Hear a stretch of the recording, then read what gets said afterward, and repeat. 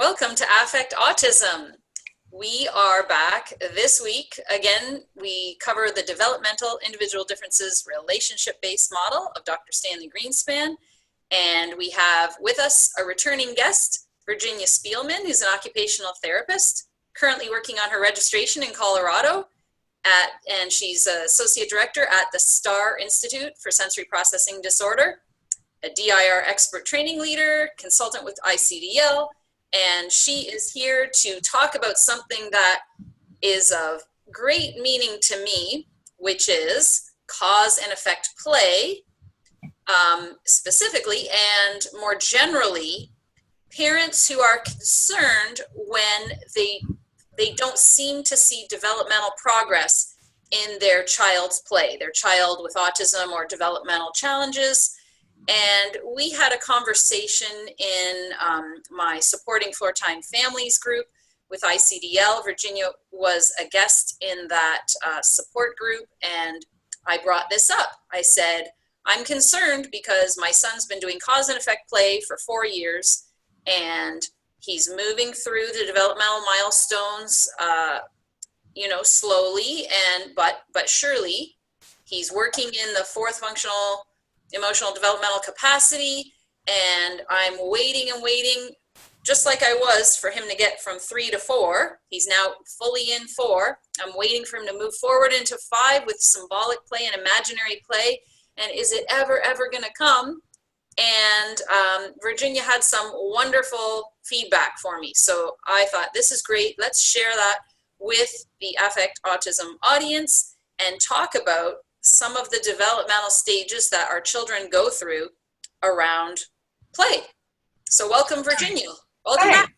Love being here. Thank you. Thanks for having me. And it was such a great conversation that we had that sort of has led to this. So I'm excited to talk about this today. Absolutely. And I guess the best way to set this up is to just describe in a little bit more detail what I just said, which is, our son now has pretty good regulation, which is our first developmental capacity. Like many children, he has a lot of challenges with regulation. And if you guys tune back to our podcast from March the 12th, we talked about sensory lifestyle, and I encourage everybody to go back and look at that blog. We talked about how to keep our children regulated throughout the day. So my son has all of those challenges, and it will always be a challenge keeping that regulation, but he gets great engagement. He gets great back and forth communication, gestural, nonverbal, and verbal.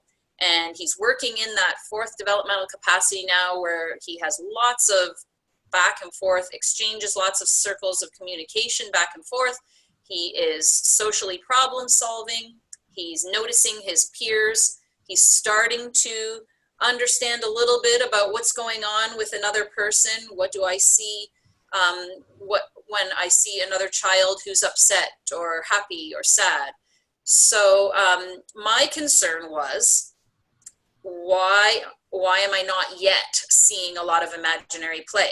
Now, I will say, Virginia, that was only a month ago. Guess what we've been seeing in the last few weeks? I'm going to get all verklempt and teary-eyed. He's starting to do some imaginary play. Fantastic. I can't believe it. It's amazing. It's amazing.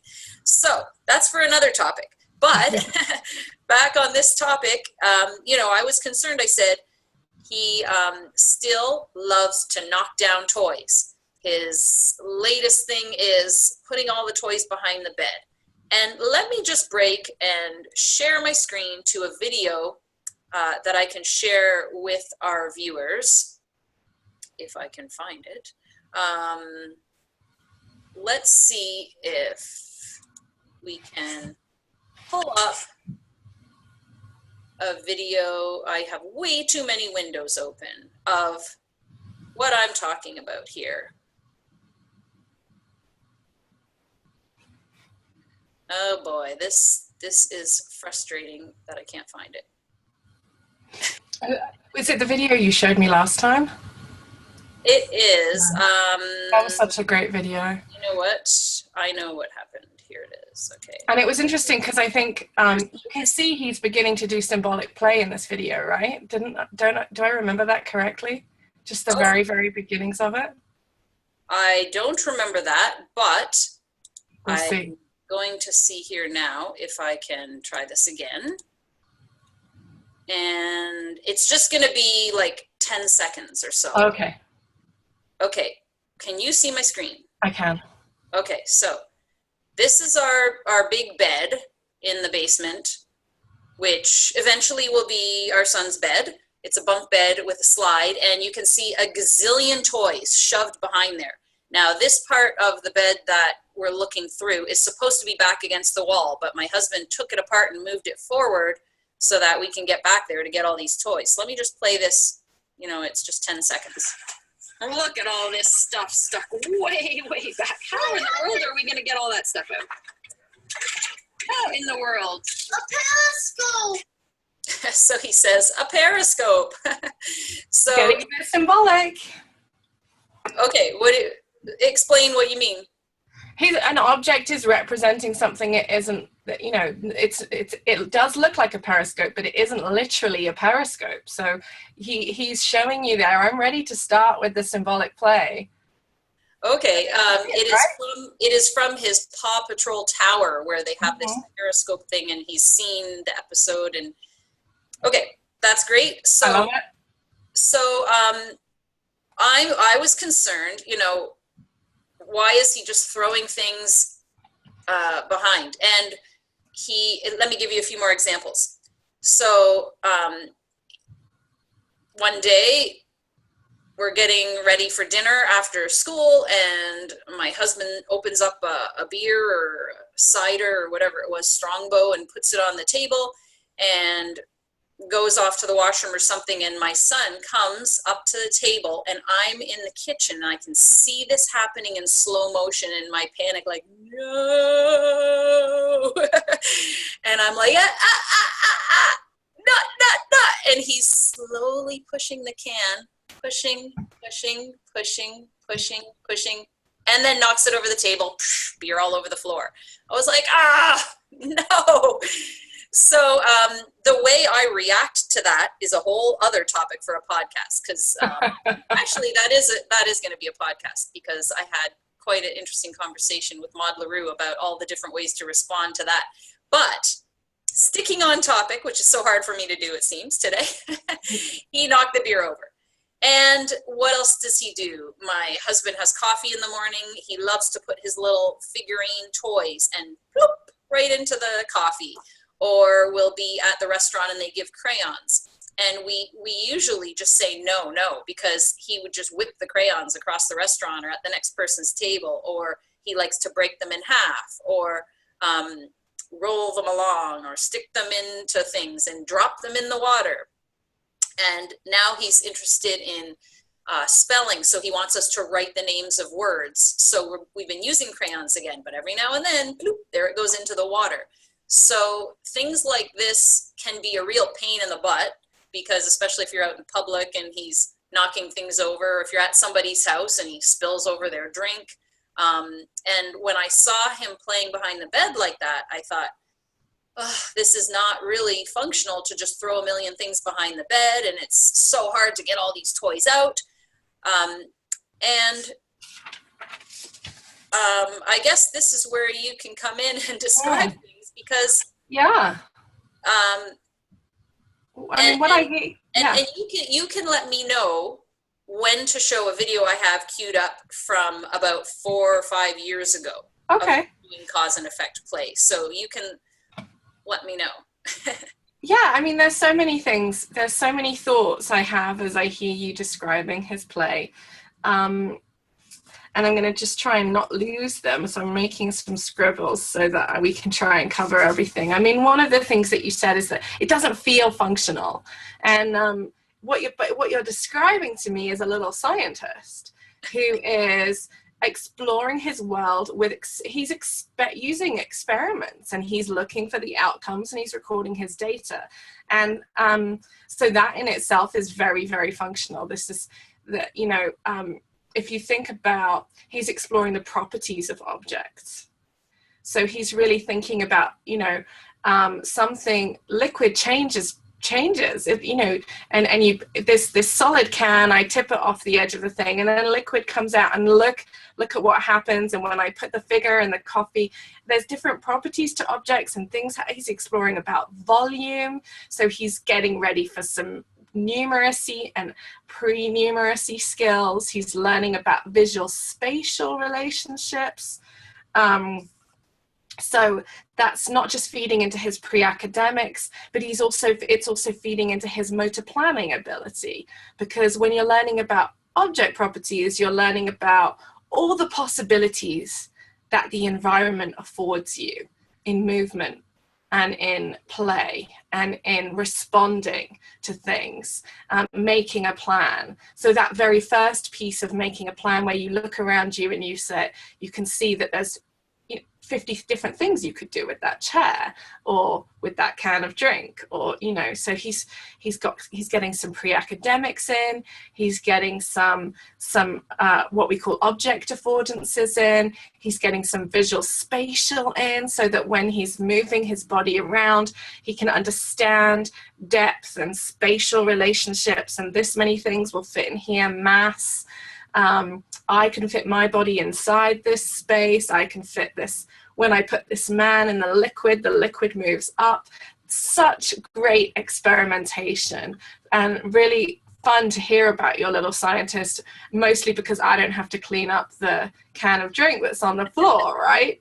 Well, I love that you said that, because now I'm thinking about all the different things he puts behind the bed, and some of them are really light, and some of them are heavy, some of them are bigger, and some are soft, some are hard, and he's doing all of those things. And I am not thinking of that when I'm saying, no, don't throw this behind the bed. You can throw these things. These are okay, but these are too hard, and it might scratch something or whatever. And he's like, yeah, whatever, Mom. And, just putting all the different things. It didn't even cross my mind that they're going to fall differently, and they're going to make different sounds. Some are going to squish in, and that's fascinating, like this is the same size as this, but because this is soft, it fits into the space differently.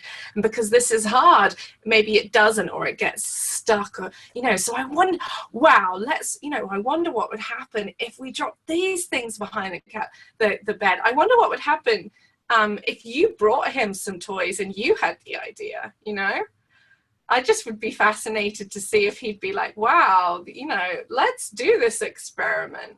And then the other thing that might be functional about this play is what we were talking about earlier, just that it might be kind of his version of knitting or doing a puzzle, or these adult coloring books that I've never actually met anyone who enjoys using. But, that idea of doing an activity to help get your thoughts in order, to be regulated, to be calm. So in a sense, maybe this is his version of that. This is where he gets order from. This experiment that seems maybe a little bit repetitive might be providing him with a very functional time for letting his thoughts of the day kind of, get into place and processing the stuff that's happened. So whereas my husband might need that cup of coffee in the morning to function, or he likes to take that bath to just wind down just everything, our son is doing this more chaotic, knocking things over to help regulate himself and organize himself. It could be one hypothesis is, why is this behavior happening? And, when what we call behavior, the manifestation of something inside, we're asking why it's happening. We're looking at, is it communication, or is it a sign of regulation, or is it a way of getting regulated? And we're putting on our detective glasses and finding out these different things. But certainly it sounds to me like there is so much data that he's getting from these, cause and effect type activities. Now, isn't it wonderful, parents out there listening, to think of your child as a little scientist collecting data as opposed to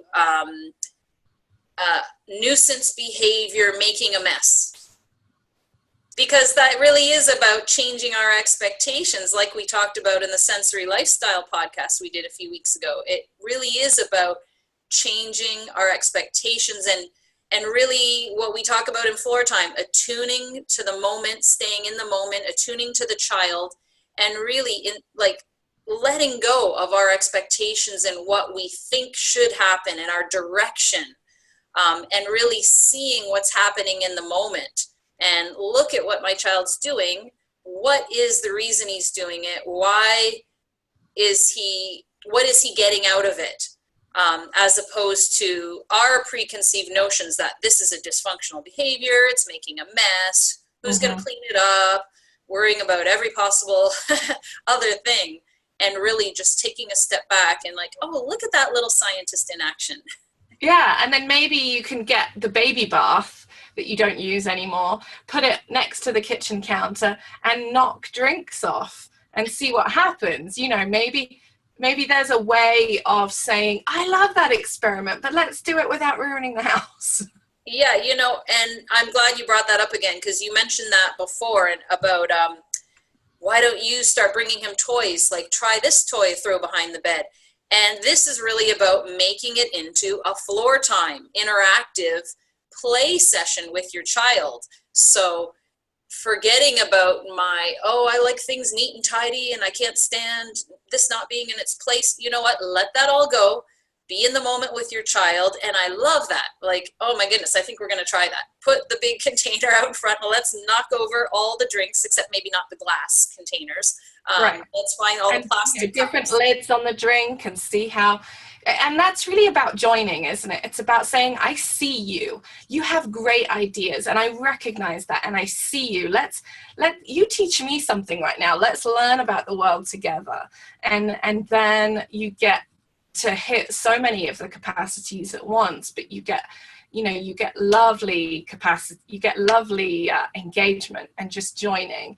And I think also for me, there's this sense that we're really comfortable now because of the voices of self-advocates, because of interpersonal neurobiology and the research, the neuroscience coming together with the developmental models, that one of our ultimate goals for our young people is really that they can just be their authentic selves in the world, and that they are part of the world because it makes sense and it's enjoyable for them. And then when we join them in these experiments that they're doing, they're able to see that I can be me.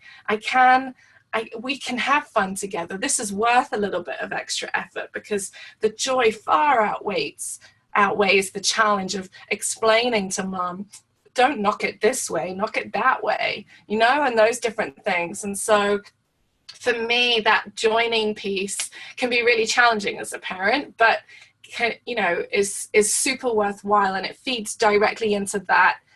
We're not trying to normalize our children.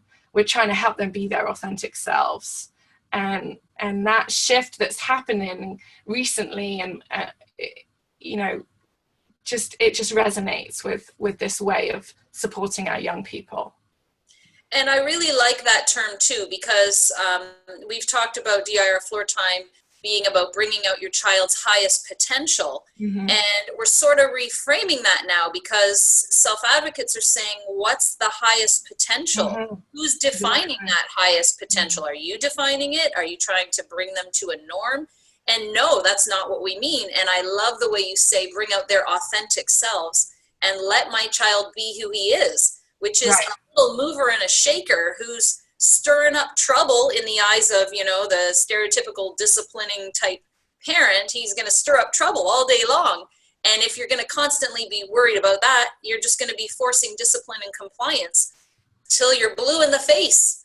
And instead, how much richer and more joyful will every day be with your child when you are providing an outlet for them to be who they are, and doing this fun Floortime activity where, you don't just have to do this by yourself all the time, because he wants to play with us. He's always saying, Mama, come play. Dada, come play.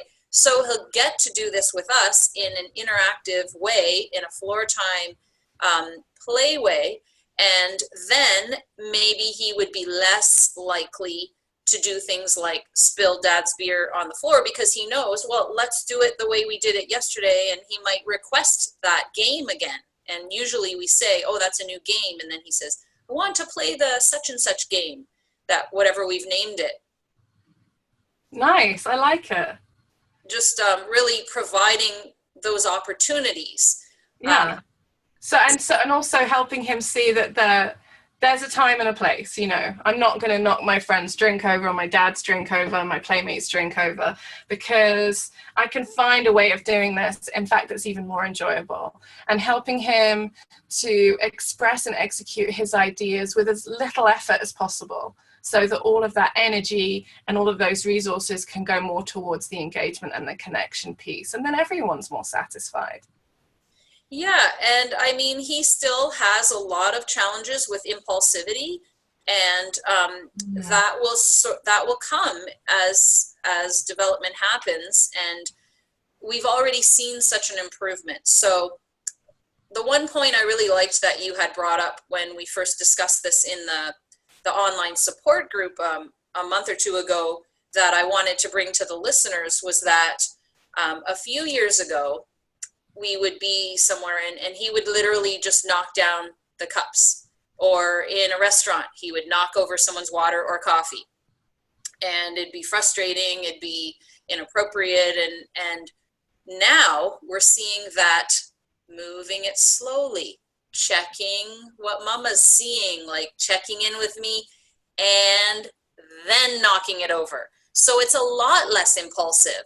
It's very methodical, and he's thinking about what's happening. He's really thinking about not only how is this going to work, but I have the patience to wait until I push it, as opposed to just doing it immediately, which he wouldn't have been able to do a few years ago.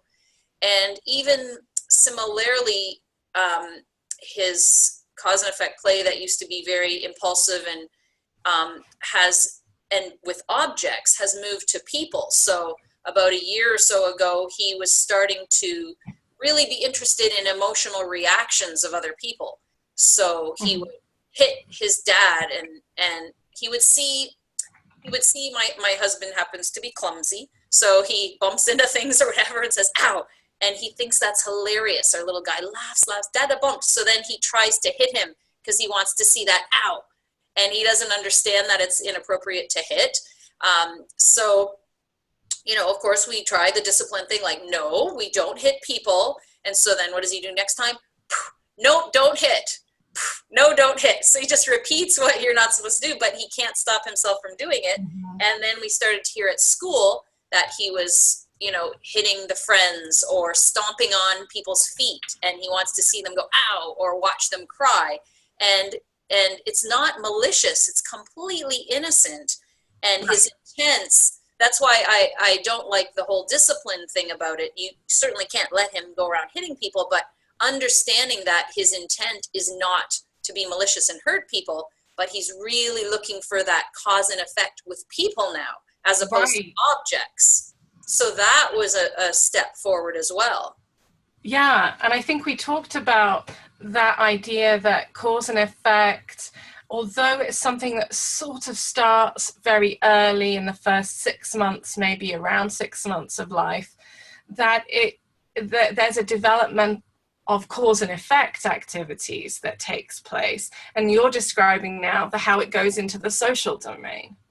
And really, cause and effect is something we're still learning as adults when we think about it. You know, when I talk to my colleague this way, she responds well to me, and when I talk to her this way, I don't get anywhere, right? That, you know, okay, there's some cause and effect, there's some patterns there that I'm looking for, and that's a big part of what cause and effect is this really, really important skill of identifying patterns, and as well as all these other things that we've talked about. And as we start to unpack it, we realize how layered this skill is. One of the things we did last time was we sort of drew out a little almost a developmental chart. And we're making this up a bit as we go along, but maybe we'll do that again today, because it was quite fun and helpful to think about. What do you think? Yes, and it really made a world of difference for me as a parent, and I think will help other parents too, to see that what seems like stagnancy in our children, because their developmental path is so different than neurotypical children, not stagnancy. It is development. It's just at a different pace, and it's on a different trajectory. Right, and I figured out how to draw a triangle last time, so I'll see if I can do that again. I mean, and I think that I'm not going to be able to do it. I think that the thing that's so interesting about this idea of there being a development to cause and effect is that, that's not as good as I did last time, but is that what we're not looking for is our children to follow a specific trajectory. We're not imposing neuronormative developmental goals on our young people. But what we're saying is that we can see that there are layers of complexity being added, and we can see that there's development in so many different domains through what's typically labeled cause and effect play, that actually spending time in cause and effect is highly beneficial. And we're recognizing that, and we're saying, okay, I see that this is really helpful for this young person, and actually I'm going to support it. Yeah, and while you're starting to get this diagram going, I just want to point out as well to the listeners to refer back to my blog and podcast with Dr. Gil Tippy on foundation academics, because we really are so concerned about our children meeting, academic goals as well, especially when they're in public school. And Dr. Tippy says, wouldn't it be nice if there were a lot of different alternative schools out there that can support our children developmentally, but they just don't really exist yet, aside from a handful in North America. It's really, the curriculum is set, and your children are reading and math and this and that, but you know what, a lot of our kids aren't ready for that yet, because they're still working on these foundational capacities, which Dr. Tippy coined foundation academics. And these are the early functional emotional developmental capacities outlined in the DIR model that really, they're stages that all human beings go through to get to a place where you're ready for logical, like the logical thinking, and that comes at the 6th developmental capacity is really a precursor to going into the comprehension that you're going to need to understand books that you read, as opposed to the mechanics of reading. And what you're talking about here with the cause and effect is really, you mentioned it earlier, is working on numeracy. So this is a precursor to mathematics, understanding the visual spatial properties of things and what happens. And you mentioned about volume, when he's throwing something in, the water goes up. And and not only is he he used to just throw objects everywhere. Well, now he's also exploring. So he has a bowl of rice, and he loves burying all the toys. And then he loves, in the bathtub, he loves doing stuff, covering them with soap. We have these suction cup toys that stick on the wall, Thomas and Paw Patrol, and he loves putting bubbles on them and watching the bubbles drip down. And then he loves washing off the bubbles with the shower head. And then playing in the sink, same thing, in a big bowl of water, and pouring the water in, and then watching. So he's exploring with all these different properties now too. And at school, they do it with paints and shaving cream and all these other substances too. So it's not just that standard knocking things over and whipping things everywhere and clearing off the shelves when I get into the playroom of where I have therapy, because I don't know what to do with the toys. Right. And learning all those pieces of that contribute to our ability to make a motor plan, a novel motor plan, is that's a big part of what's going on. And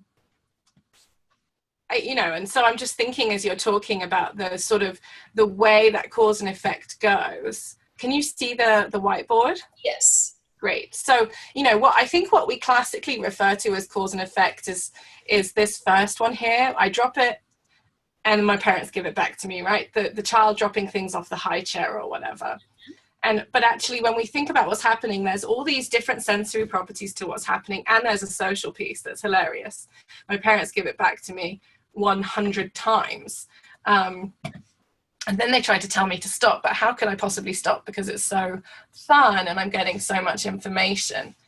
But then, we start hitting things, and then we get these toys that bounce back, or they just tip over, or towers that fall over and crash, and that's very satisfying. And we might not have built the tower. So then we get another social experience, which is that the child who has built the tower laughs or gets mad at us or cries, and then all the parents get involved.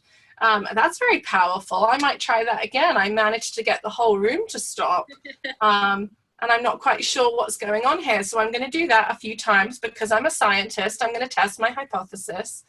So there's the sensory properties of cause and effect. There's the social properties of cause and effect, which we never really stop learning, and that sort of becomes or contributes to developing theory of mind as we go on with our cause and effect experiments as we go through life. And then you also talked about putting things under the bubbles, burying things in rice. And so we've got object permanence as part of cause and effect play. And that's really important. And I think I spelled that right. So object permanence can be it can be sensory, but it can also be social. A person goes away and they come back. When I make this noise, mum goes underneath the chair. Whoa, she's disappeared. And then she comes back again. All these different things are really important parts. And about that object permanence, yeah. I used to not be able to leave my son at nursery school or school without him really absolutely melting down and being so upset. And now it's like, yeah, whatever, mom, see you later. He understands what's going to happen. He's okay with the fact that I'm going out, and he knows I'll be back. So that's changed a lot.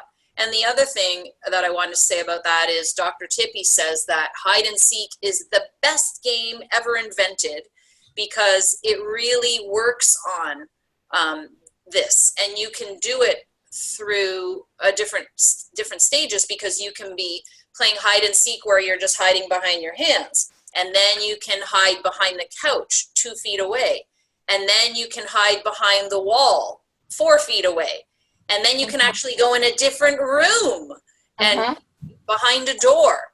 And then you can continue to go farther and farther away till the child gets more used to that. Because, early on, if I had gone in another room and shut the door, that's it. My little guy used to literally scream and bang on the door while I was taking a shower. The whole time I took a shower. It was so traumatizing for me to take a shower because he'd be screaming his head off. And by working on the hide and seek at different stages, it's like that, Gil Tippy says, foot on the gas and brake at the same time. You don't want them to get that catastrophic meltdown. You want to work in their comfort zone, but just stretch it a little bit so they're a little bit challenged, like, oh, I'm a little concerned, I can't see my mom, but I can hear her, so I know she's close. Right. And when they're okay with that, a little bit further away, a little bit further away. So really making it playful and fun, but, coming back and saying, here I am, before they lose it. Yeah. So hide and seek, sort of peekaboo is maybe needs to go in here. But, these are sort of object permanence, social cause and effect games that we're talking about here. And they make such a difference, and they eventually become conversations, but really this is still cause and effect, but where we're saying, so mom, you went to the store, where did you park? What did you do? I need to know all the details of where you were, because I'm building that visual map. of where you go. And I'm realizing the world is bigger than just what I see and where I am in that current time. And so this just keeps going, this kind of play and concept building that we're talking about, and pattern recognition, which is just, again, these things just keep going. And so when we think our kiddos are stuck in a sort of a developmental stage, often we can, if we look closer and dig deeper, we can identify that there are nuances to the play, and incrementally their data bank is getting bigger. And it might not be in this beautiful straight line that we are hoping for. It might be, you know, that their trajectory is different, and they might be working up here on response inhibition. In fact, they probably are on executive functions at the same time as they're working on the sensory motor properties of objects, which we identified earlier. So that's really an important, so we call that object affordances. What the properties of the things around me in my environment. And so their trajectory is different, right? But the cause and effect play itself, although it might be difficult to map the direction it's going in, it's the data bank is building, and we're organizing the data that we find so that we can be these active social agents who respond to the world adaptively, who are able to respond to the challenge in front of us without a great deal of effort, and in a way where they can express themselves effectively in their response with their own ideas.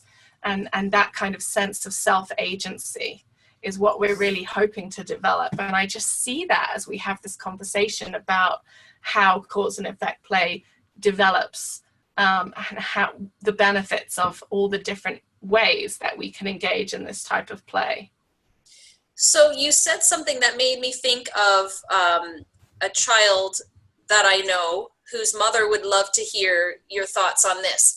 This little guy who's older than my son, every time he sees me, he needs to come up and ask about all the rooms in my house and what's where. And he says, how many rooms do you have? How many closets do you have? Where's this? Where's that? And he wants to know every detail. And then one day, Grandpa was there and he said, where do you live? What floor do you live on? Where's your parking spot? And he wants to know every detail. And he categorizes these things in his mind. And then you'll see him a year later and he'll remember and he'll ask you more about it. It's like, I didn't get enough information. I need to know that little bit more. Right, and he wants to be able to understand that map of the world, that and he's a details person, it sounds like, so he really likes to know everything that's going on, and probably there's an aspect of regulation to that when you confirm that his map is correct, or when his map's missing a bit of data, he might feel a little bit anxious and he might need to get that data so that he can make sure his map is complete. But also he's building that visualization capacity, that ability to see that there are multiple things going on at once. So this is I don't even know which FEDC I'd put that in, but it's building bridges. It's very logical, and it's filling up the gaps, and it's you know, so you might at the same time try and really celebrate and stay in places where he's okay with not knowing about things, but not push him in that area. Allow him to build that map, allow him to get all that data. And so, you know, he's working on that object permanence piece and that map of the world and his ability to mentally visualize things. And it sounds like a lovely place for him to be, and an important place for him to be right now. He also wants to know exactly what route you took, which highways and streets you drove on to get to where we are. And I wonder if he wants to make sure that you were being efficient with your route that you took. I'm not, and it makes my little one very anxious that I sometimes take the long way round because it's the way that I know.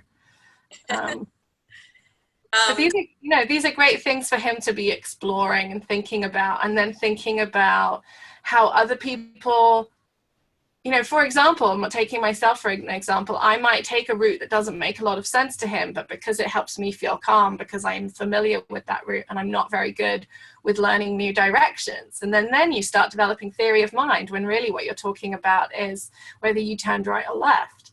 So there's all sorts of lovely aspects to these types of play that can seem quite repetitive. There's lots of benefits to them, and I think it takes a village to help unpack that and figure that out sometimes, but when we can do that together, it can help us as parents be regulated, because that's half of the battle sometimes. Right. And there's a handful of things I want to try and cover before we finish. You mentioned, and we talked about a little bit, and I just want to highlight this for parents. So we might feel like things are not happening as quickly as we think they should, or we see our nephews and nieces developing along a certain way, and our child who's the same age is really not doing that yet. And so we feel this pressure. And I really want to highlight, which I think is clear by now, but just to really highlight that, yes, my son has been doing cause and effect play for 4 or 5 years, but his developmental path is different, and it is still progress, and it's moving a lot more slowly. So depending on your child, the developmental path is a slower path. But that's not to say that in 10 or 15 years, of course, everybody's different. We don't know where they'll be, but they will have been so thorough in the development if we are working on these early fundamental and foundational capacities that are so necessary. When they get to the place where these are solidified, like Dr. Tippy says, you can learn all of elementary and high school in 3 months if you really want to. The curriculum is not that challenging if you get to the point.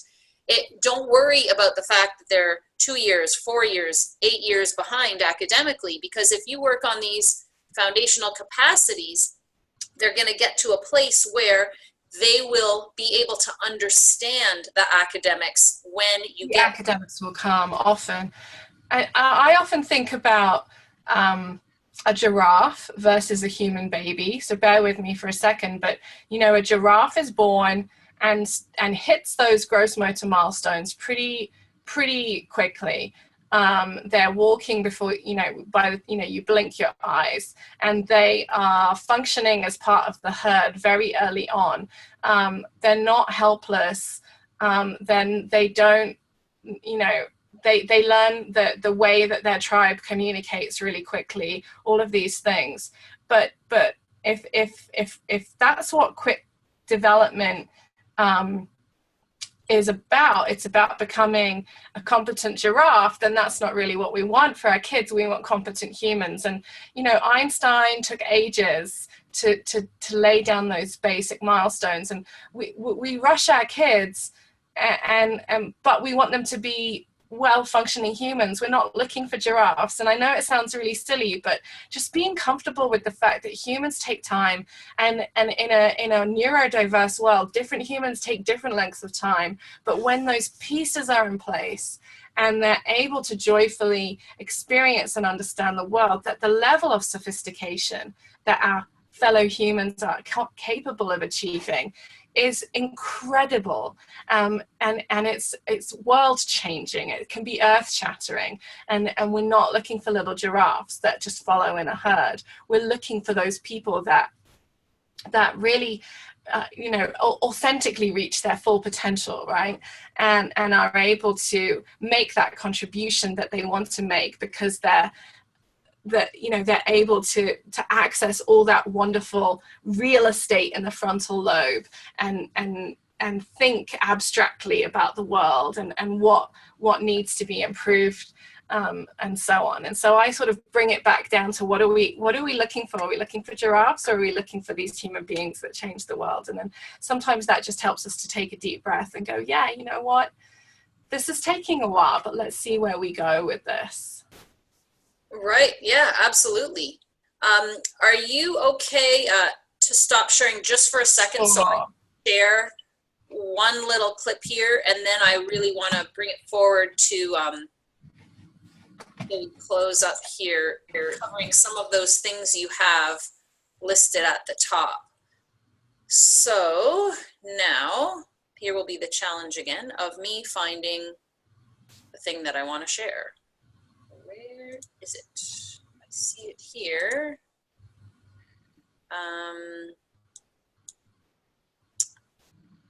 Here we go. Okay. So this was my little guy, I want to say 2012 or 13. Oh, that's quite a long time ago. He has been playing it for at least 20 minutes, but I think maybe even 30 minutes. Henry pushes the bottle of mousse, hair mousse. The hair mousse. So he's calling himself. And then they fall down and he picks them up. And he's been doing this for, what, 20, 30 minutes? Yeah. He was so absorbed in this activity. I love it. Oh, I missed that cute curly hair. Cute long hair. Careful, Henry. And Dada said, what a creative little guy you are. So that's pretty much done now. But yeah, to see that was early on. Right. To now bring it forward, last summer we were at an intensive at Maud LaRue's clinic in Pennsylvania, and she said what she was seeing was that he's now really moving into that fourth capacity where he is exploring visual spatial so much more. He still has motor planning challenges, but he now has this idea of, I want to see something and I want to build it in front of me in 3 dimensions. So they were trying to build some kind of fort with those big pillow blocks, and he was bossing around the therapist, Miss Janine, get this, Miss Janine, do that, because he wants to see this 3D fort, but he wasn't able to figure out how to necessarily do it himself. Although she thinks that he can, he's just a little bit anxious about trying. It's easier to ask someone else to do it for you. And he was really exploring driving around on this little tricycle through the whole clinic, seeing if he could fit through the door and navigate. And so he's really working now on this visual spatial. We talked about the social stuff. We talked about how he moved from just objects and throwing to in rice and different substances. And it's all moving towards, I don't know if you want to share that diagram again. I don't know if I can. Will it still be there? Oh. Let's see. It might be a blank whiteboard. Oh no, there it is. Look, how exciting. All right. So what we're moving towards in capacity for is theory of mind, and my son is not there yet, but Maud LaRue says she sees him on the cusp. And so theory of mind and executive functioning and these types of things are still a little bit elusive to me. Do you want to just tie it all together and say where all of the stuff along the bottom of the screen works towards those upper things that you have written, and describe a little bit about what they are? Theory of mind in a nutshell. I'll give it a go. I mean, as I was watching that beautiful video, he was sequencing beautifully, and that made me think about motor planning again, which we hadn't put on here. And I think what we're seeing with cause and effect play in this discussion is that there is no one bucket for a skill that's being developed. You know, and I think that's one of the things that we do, we still tend to do, even though we know it's not correct anymore, is we say that OT, oh, that's not what I want. OT occurs in this bucket, and that's these skills. And then, you know, speech occurs in a different bucket, and that's these particular skills, and so on. But what we're saying is that as we really understand what's happening in these different areas, that there isn't one this isn't one domain that we're supporting, right? And then that really makes sense in the light of the question that you just asked, which is that these skills, in fact, it should include motor planning as well, of course, but you know, these skills that we've been talking about, that's really messy, they support the higher FEDCs, the ability to make decisions with knowing my internal moral compass, if you like, my sense of self, my concept of right and wrong and who I am. Because I've experimented and experimented and experimented with the world. And there'll even be cause and effect play, which experiments with, and this is another really important point, but where we see our children experimenting with right and wrong. And trying on wrong things they've been told are wrong, trying them on for size to really establish if they agree with them or not, or what happens after these things. You know, these experiments are all, so there's a moral component to cause and effect play.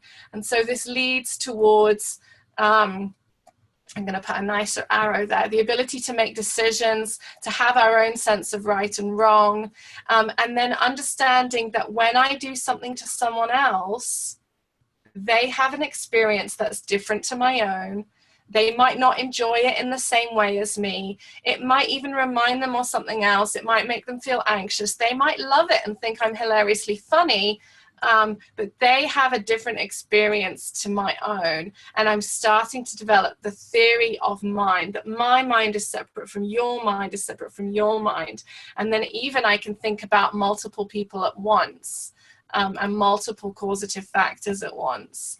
And all the time I'm practicing response inhibition, which is one of the executive functions. And this is the part of the brain right in the front of the frontal lobe that comes online last. So if you have a brain, it's this area here where the majority of your executive functions come online, so in your late 20s.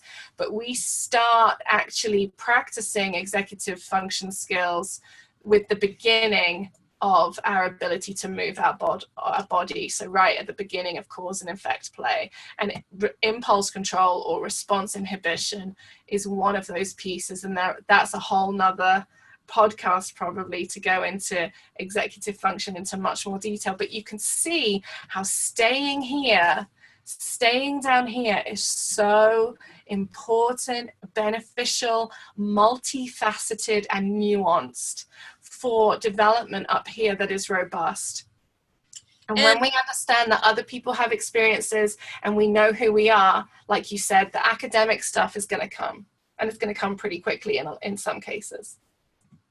Yeah, and just to really drive the point home, this is not something that happens overnight. So a lot of parents are discouraged when they say, I told you, you don't hit this person, we don't do that, and then it keeps happening.